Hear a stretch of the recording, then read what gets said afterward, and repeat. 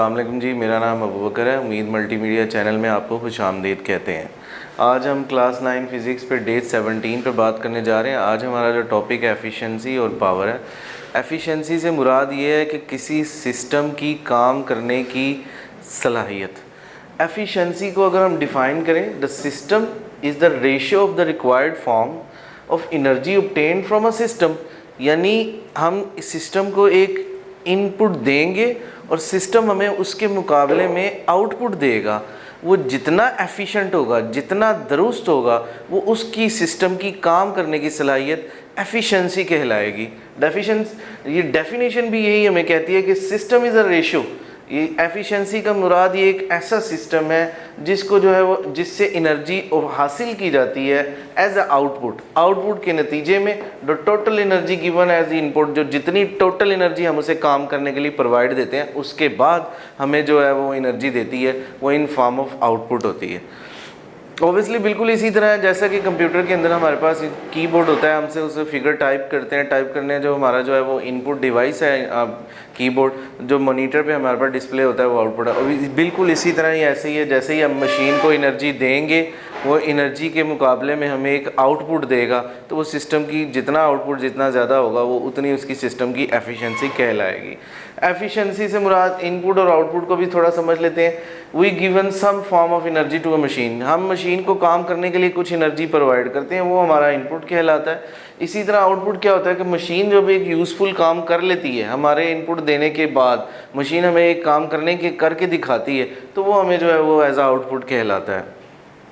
Efficiency निकालने का formula ये है कि एफिशिएंसी बराबर होती है रिक्वायर्ड फॉर्म ऑफ आउटपुट, जितना वो आउटपुट जो है वो देगी हमें, और टोटल इनपुट जितना हम उसे देंगे, दोनों को डिवाइड कर देंगे और उसकी परसेंटेज निकालने के लिए इन दोनों को 100 से मल्टीप्लाई कर दिया जाएगा, तो सिस्टम की एफिशिएंसी निकल आएगी।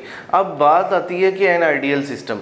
अगर हम ये देखें कि दुनिया में कोई भी ऐसा सिस्टम नहीं है कि जो आइडियल हो और जो 100% हमें जो है वो वर्क दे।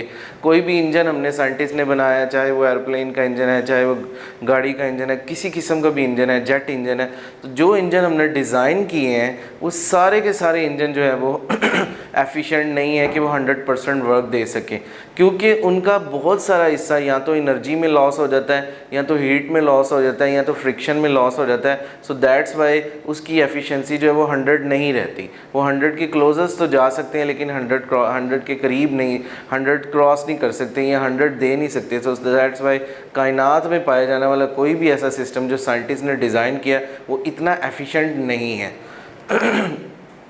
पावर, किसी भी बॉडी की पावर से क्या मुराद है? किसी बॉडी से पावर से मुराद है कि काम करने की सलाहियत। अब किसी जिस्म में पावर की एबिलिटी होगी तो वो वर्क कर सकेगा।